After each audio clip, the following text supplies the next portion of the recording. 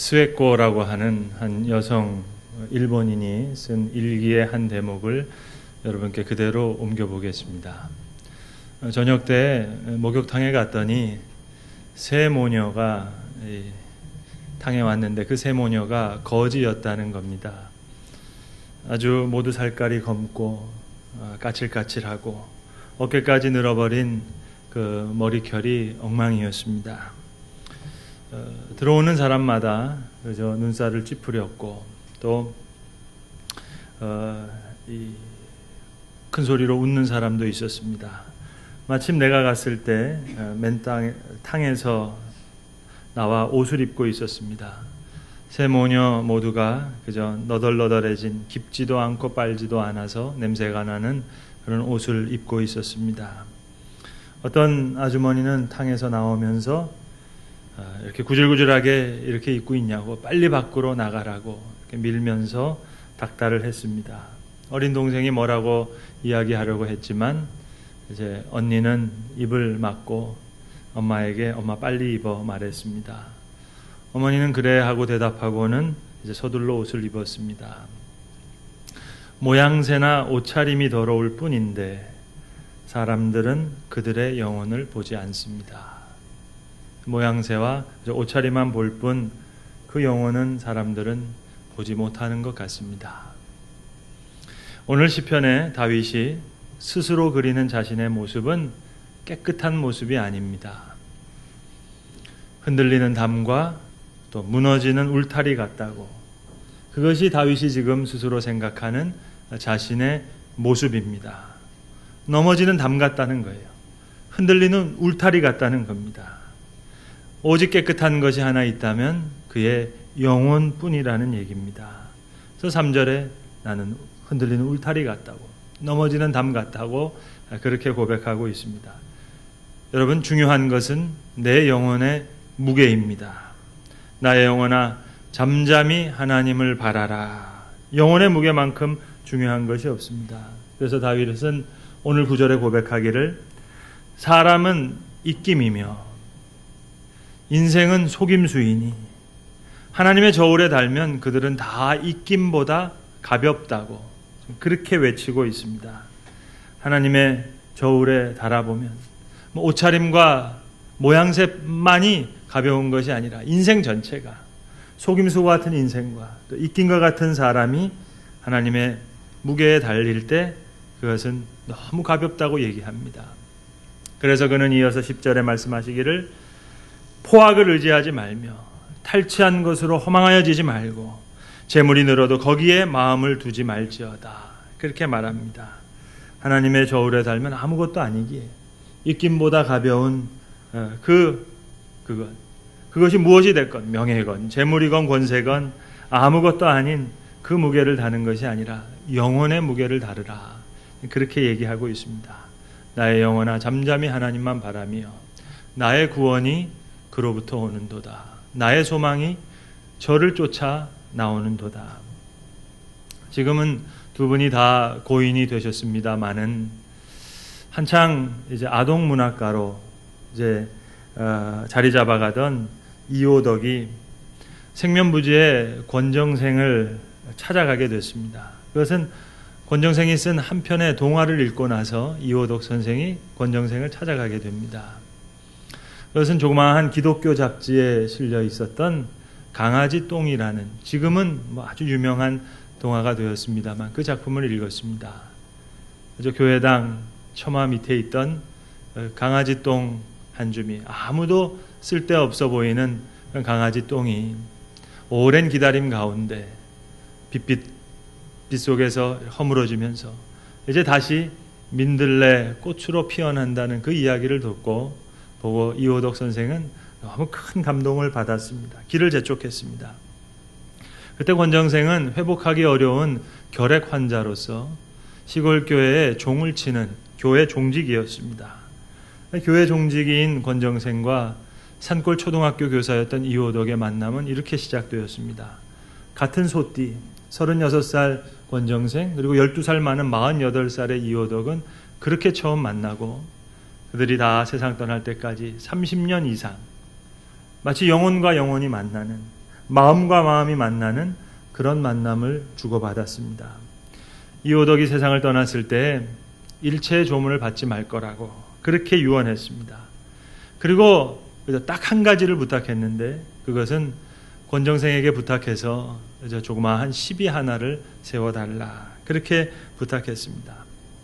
소란 떨지 말고 장례를 치르라는 유언 때문에 이호덕 선생의 빈소는 개방되지 않았고 그에 가는 길을 많은 사람들은 그저 먼 발치에서밖에 바라볼 수 없었습니다.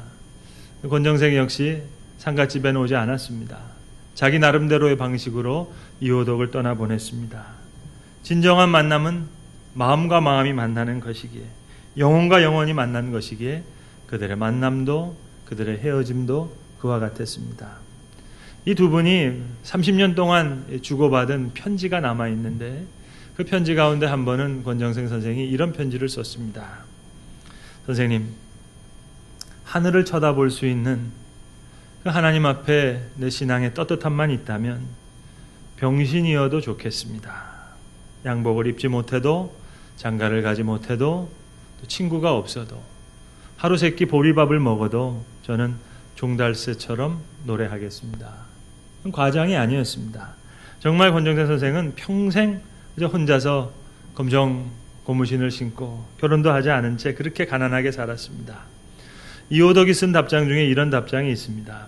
100만 명의 독자보다 단 100명의 가난한 그러나 슬기로운 어린이들이 이 글을 읽어준다면 이보다 더 기쁘고 보람 있는 일은 없을 것입니다. 글의 무게가 여러분 느껴지지 않습니까? 뭔가 흔들리지 않는 그 마음의 무게 말입니다. 진정한 만남은 이런 것 같아요. 누군가를 만나면서 서로 위로를 받기도 하고 내 영혼의 무게가 한 겹 한 겹 쌓여갑니다. 여러분 혹 기회가 되시면 안동에 가실 일이 있으시면 그 안동 일직면 조탐리라고 하는 시골 마을에 일직교회라는 조그마한 시골 예배당이 있습니다. 온 주변이 다 들판밖에 안 보이는 그 시골 교회인데 여기에서 15년 동안 권정생 선생이 교회 종지기를 했습니다. 그리고 종지기를 하다가 이제 그 교회 바로 뒤에 있는 한 3평 4평 되는 그 집을 사서 그가 몽실 언니 90년대 TV 드라마로도 방영이 됐는데 그 작품을 쓰고 죽을 때까지 그 조그마한 시골 집에서 살았습니다. 근데 지금도 그 교회 종이 있어요. 그 종에 보시면 권정생 선생이 한 말을 거기다 이렇게 적어놨습니다. 매우 추운 겨울날 맨손으로 계속 종을 치고 있으니까 사람들이 장갑을 선물로 갖다 줬습니다.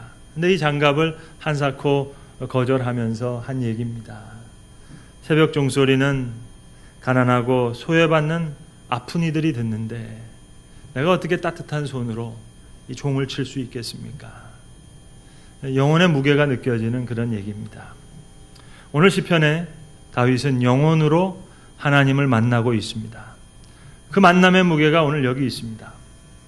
오직 그만이 나의 반석이시오, 나의 구원이시오, 나의 요새이시니 내가 크게 흔들리지 아니하리로다. 다윗은 지금 자신 영혼을 향하여 외치고 있습니다. 나의 영혼아, 잠잠히 하나님만 바라라. 무릇 나의 소망이, 무릇 나의 구원이 그로부터 나오는도다. 여러분, 하나님은 다윗을 그저 그렇게 사랑하신 것이 아닙니다. 마치 이 세상에 다윗 한 사람이 있는 사람 마냥 그렇게 마치 편애처럼 보이는 그런 사랑을 하셨습니다.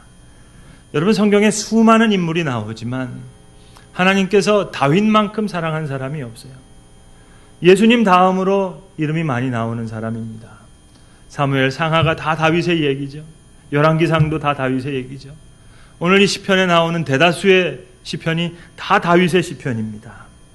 여러분, 다윗이 얼마나 볼품없는 사람이었습니까? 하나님의 선지자 사무엘에게 하나님께서 너는 이새의 집에 가서 그 다윗의 아버지인 이새의 집에 가서 거기서 누군가를 기름 부어서 왕으로 삼으라 했습니다.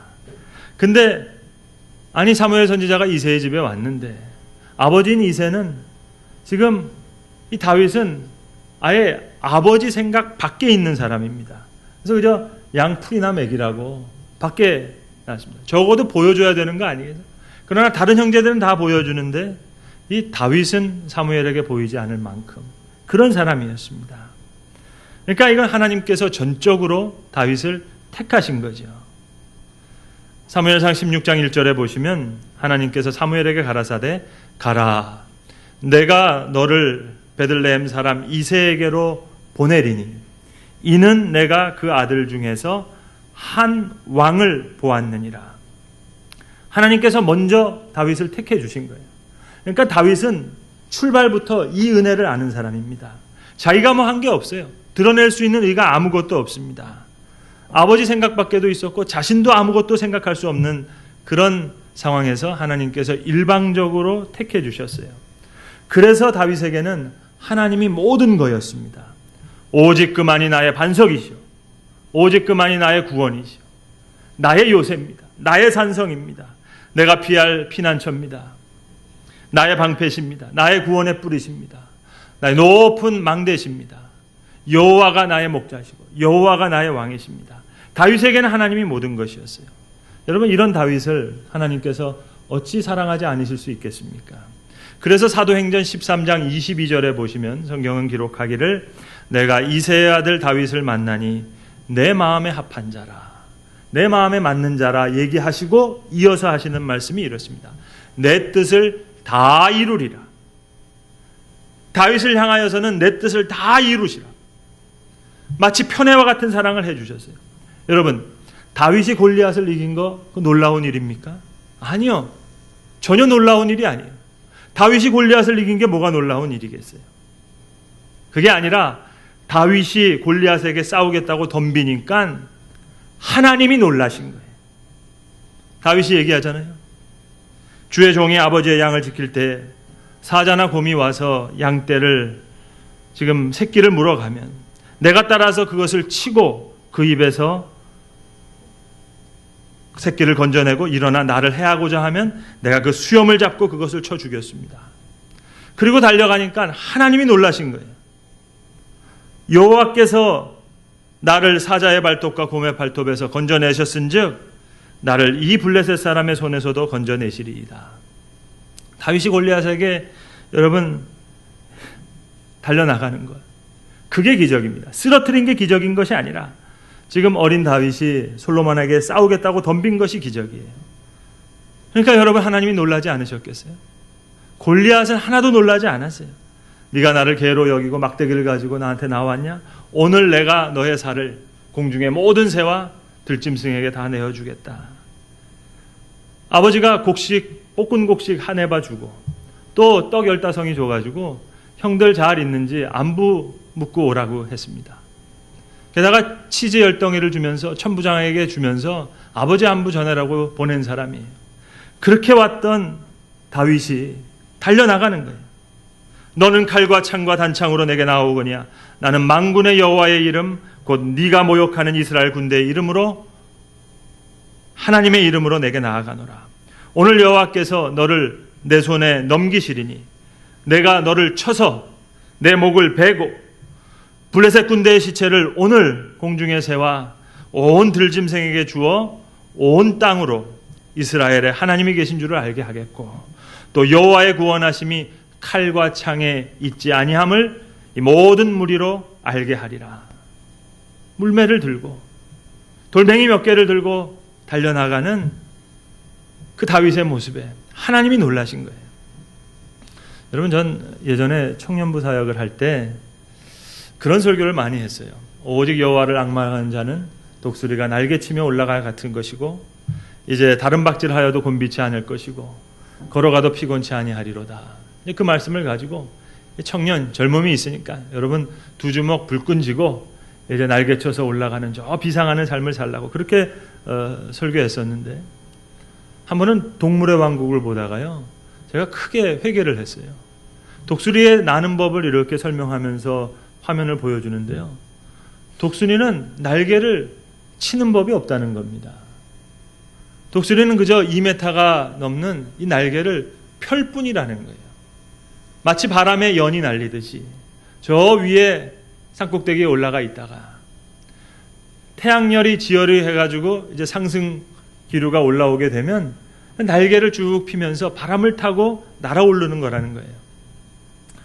그 얘기를 들으면서 야, 내가 설교 잘못했구나 그런 생각했어요. 근데 여러분 감사하게도 하나님은 오해를 통해서 은혜 받게 하시니까 날개를 필 때는 또 피는 대로 은혜 받게 하시고 또 날개를 칠 때는 또 치는 대로 은혜를 받게 하십니다. 오늘 시편에도 말입니다. 이 우리 말이 좀 명확하지가 않아서 얼마나 유명한 시편이에요. 그리고 이 시편 통해서 많은 찬송도 이제 작사되고 작곡되고 했는데 여기 나오는 잠잠히 하나님을 바라며, 여기서 바란다는 말은요, look up, 바라본다는 이야기가 아니고 wait, 기다린다는 말입니다. 기대하면서 wait in silence, 침묵 가운데 기다리는 거예요. 기대하면서 기다립니다. 역시 감사한 건 또 오해를 통해서 은혜 받게 하시니까 또 바라보면서도 뭐 은혜 받게 하시고 바라면서도 은혜 받게 하시는데 하기야 뭐 바라보면서 바라지 뭐 안 바라보면서 바라겠어요? 하여튼 그런데 오늘 다윗이 노래하고자 하는 것은 이겁니다. 바람이 불기를 기대하면서 기다리고 있다가 독수리가 날개를 펴서 나는 것처럼 하나님의 구원을, 하나님의 소망을 기대하면서 기다리는 거예요. Wait in silence. 이제 구원이 내게 올 것입니다. 소망의 바람이 불 거예요. 이 구원과 소망이 저를 쫓아올 것입니다. 이제 내 영혼이 그것을 기대하면서 그가 주님을 기다리면서, 그러니까 여러분 바란다고 하는 것은 바라본다는 것보다 굉장히 어려운 얘기입니다. 그래서 다윗은 오늘 8절에서 이렇게 말합니다. 시시로 그를 의지하고 그의 앞에 마음을 토하라. 마음을 다 토로하라는 거예요. 마음을 다 쏟아놓으라는 겁니다. Pour out your heart. 여러분, 바울은 항상 사울이 손길로 지금 다윗을 죽이려고 할 때 다윗은 항상 그렇게 마음을 쏟아놓았어요. 피난처 되시는 하나님을 기다리면서 하나님께 부르짖었어요. 사랑하는 자신의 아들 압살롬이 반란을 일으켰을 때 요단강을 건너 피해가면서도 피난처 되시는 아버지의 이름을 불렀습니다. 밧세바와 동침하고 그가 그의 남편 우리아를 죽이고 나단이 나타나서 회개를 촉구했었을 때 그는 그의 마음을 하나님 앞에 쏟아놓는 거예요. 눈물로 침상을 띄웠다 했습니다. 마음을 토해냈어요. 그가 피난처에서 주의 장막을 기다릴 때도, 시온을 향하여 마음의 시온의 대로가 열릴 때도 하나님의 전을 향하여 사모하는 마음을 토해냈습니다. 토로한 겁니다. 여기 시편은 다 지금 다윗이 그 마음을 쏟아놓는, 토로하는 그런 시편입니다. 오늘 본문에 나오는 이 시편도 여기 지금 다윗의 마음이 다 쏟아져 나오고 있어요. 다 토해놓는 겁니다. 먼저 넘어지는 담과 흔들리는 울타리 같다는 자신의 상황을 다 토로해요. 그리고 주변에 있는 사람들이 입으로는 축복하는데 속으로는 저주해요. 이렇게 거짓으로 꾀하고 있는 그 주변의 불의, 그 하나님 앞에 토로합니다. 다 마음을 토해냅니다. 하나님 앞에 이 마음을 다 토하고 나니까 놀랍게도 사람의 모든 인생이 다 입김과 같고 이것이 속임수와 같다는, 재물이든 명예든 그 욕심, 그 인생 자체가 다 입김처럼 가볍다는 것을 이제 알게 됩니다. 오직 하나님의 저울에 달릴, 그리고 자신의 영혼의 무게를 중요한 것을 깨닫자 다시 마음을 토해내는 거예요. 나의 영혼아 잠잠히 하나님만 바라라. 여러분, 다윗 정말 파란만장한 생을 산 사람 아닙니까? 베들레헴 목동으로부터 시작해서 저 이스라엘의 왕이 된 사람입니다. 사울왕이 다윗의 목숨을 찾고자 그렇게 쫓아다닙니다. 충성된 신하였어요. 충성된 신하뿐만이 아니죠. 사위였죠. 근데 사울이 다윗을 대할 때 보면 첫째 딸 줬다가 또 첫째 딸 다른 남자에다가 줬다가 둘째 딸 미가를 주고 얼마나 괴롭히는지를 모릅니다. 얼마나 많은 일을 겪었어요. 자신의 휘하했던 신하들이 자기를 배반하지요. 그것뿐입니까? 사랑했던 아들이 아버지인 자기를 죽이겠다고 쫓아다니는 그 많은 아픔과 슬픔을 겪었고, 그러니까 자기가 믿었던 나라, 자기가 믿었던 신하, 자기가 그토록 사랑했던 아들이 자신을 향해 등을 돌리는 이 아픔, 그 많은 사건과 시련 속에서 이제 한 가지를 깨달은 거예요. 하나님의 저울 속에 자기가 겪었던 많은 일들을 달아보니까 이게 깊은 기도와 묵상 가운데 달아보니까 이게 너무 입김처럼 가벼운 거예요. 그리고 다른 한편에 놓여있는 반석 되신 하나님, 그리고 요새가 되신 하나님, 산성이 되신 하나님, 이것이 너무 크고 놀라운 겁니다. 그걸 딱 보고는 이제 나의 영혼의 무게를 바라보게 된 겁니다. 그래서 지금 다윗은 스스로에게 담대하게 외칩니다. 나의 영혼이 잠잠히 하나님만 바라며, 자신을 향한 외침이에요.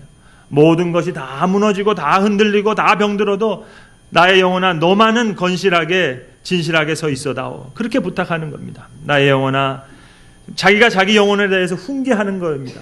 여러분 이걸 잊지 말아야 됩니다. 우리는 다른 사람에 대해서 너무 시시콜콜한 걸 많이 알아요. 여러분 필요 없이 많이 알 필요가 없습니다. 그러나 자신의 영혼의 무게는 너무 몰라요. 그러다가 깜짝 놀라죠. 내 영혼의 무게가 이것밖에 되지 않았는가. 우리의 마음을 하나님 앞에 토해놓고 쏟아놓고 토로하면 토로할수록 여러분 우리의 영혼의 무게는 한 겹 한 겹 쌓여가는 겁니다. 무게가 점점 무거워지는 겁니다. 여러분 인간관계에는 부담 없는 관계라는 게 있죠. 그죠? 서로 즐기고 서로 인조이하고 부담 없이 만나고 부담이 하나도 없어요. 너무 편해요. 부담 없는 관계를 인간관계에서는 아주 좋은 관계라고 그렇게 할 수 있습니다. 그러나 여러분 하나님과의 관계에 있어서는 만약에 아무런 부담이 없다면요, 그거는 내 영혼의 가벼움입니다. 여러분 그저 부담 없이 하나님 사랑하시면은요, 하나님도 우리를 사랑하시긴 사랑하겠지만 부담 없이 사랑하시는 거예요. 하나님 아무런 부담이 없어요. 그저 가끔씩 예배하고 아무 부담 없이 헌금하고 기도 생활하고 신앙생활 아무런 부담이 없죠. 그러니까 하나님도 부담 없이 사랑하는 거예요. 오늘 다윗의 고백, 이것은 은혜로운 고백이기 이전에 아주 부담스러운 고백입니다. 오직 그만이 나의 반석이시오. 오직 그만이 나의 구원이시오. 오직 주님만이 내 요새입니다. 오직 하나님만이 내 산성입니다. 하나님만이 나의 피할 피난처시고 하나님만이 높은 망대시고 하나님만이 나의 목자시고 하나님만이 나의 왕입니다. 여러분 다윗을 누구보다도 사랑하신 하나님을 저는 찬양합니다. 오늘 마지막 절에 하나님께서는 사람들이 행한 대로 갚으시리라. 편애하실 만큼 다윗을 그 누구보다도 사랑하신 하나님께 영광을 돌립니다. 한 사람 한 사람 그 영혼의 무게만큼, 하나님의 마음에 심겨진 그 거룩한 부담만큼 하나님은 그렇게 우리를 사랑하실 줄로 믿습니다. 돌이라고 하는 토끼 한 마리가 있었습니다. 산에 사는 토끼였으니까 산토끼입니다. 어느 날 이 돌이라고 하는 토끼 녀석이 문득 이런 생각을 했습니다. 슈넝쿨이랑 그저 관암풀이랑 뜯어 먹으면서 맛있게 먹으면서 즐겼는데 이게 갑자기 마음이 아파졌어요. 뜯어 먹히면 다 없어지는 거니까. 이렇게 돌이라는 토끼가 혼자 중얼거리더니 하얀 이슬이 깔린 산등덩이로 뛰어내렸습니다. 하지만 나는 오늘 먹어야 되는데 배도 고픈 걸. 그래서 이 돌이라고 하는 토끼가 풀무꽃을 곁으로 다가갔습니다.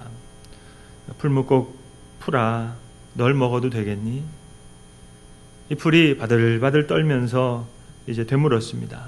야, 죽느냐 사느냐 하는 대답을 제 입으로 할 수 있는 사람이 이 세상에서 몇이나 되겠니? 도리 토끼는 눈을 껌뻑껌뻑 하다가 말없이 돌아섰습니다. 이번에는 풀밭 사이로 댕댕이 덩쿨이 얽혀 있었습니다. 댕댕이도 먹을까 모르면 역시 무서워할 거야. 그러다 한낮이 다 지나갔어요. 저녁 때가 되었습니다. 해님이 서산 너머로 넘어가고 있었습니다. 해님 아저씨 저 어떡하지요? 나 아직 아무것도 못 먹었어요. 왜 아무것도 못 먹었니? 산토끼가 하루 동안 있었던 일들을 다 해에게 모두 들려주었습니다. 해님이 갑자기 덩달아 울고 싶어졌어요. 얼굴이 새빨갛게 되져서 서산으로 넘어갔습니다. 사방이 어두워지고 이제 수많은 별들이 반짝거리는 밤이었습니다. 돌이라고 하는 토끼가 이제 하늘을 향해서 묻습니다. 하나님 무엇을 먹고 사세요? 그때 어두운 하늘에서 아주 부드러운 음성이 들렸습니다. 난 그저 나무 이슬 조금 하고 바람 한 줌 하고 그리고 아침 햇빛 조금 마시며 살지. 도리 녀석이 그래요 하나님? 그럼 저도 그렇게 살 수 있게 해주세요. 그만 하나님이 아무 말씀을 못하셨습니다. 산토끼 도리가 하나님의 마음을 감동시켰던 것입니다. 한참이 지나서 도리토끼 얼굴에 물 한 방울이 떨어져 내렸습니다. 다름 아닌 하나님이 흘린 눈물이었습니다.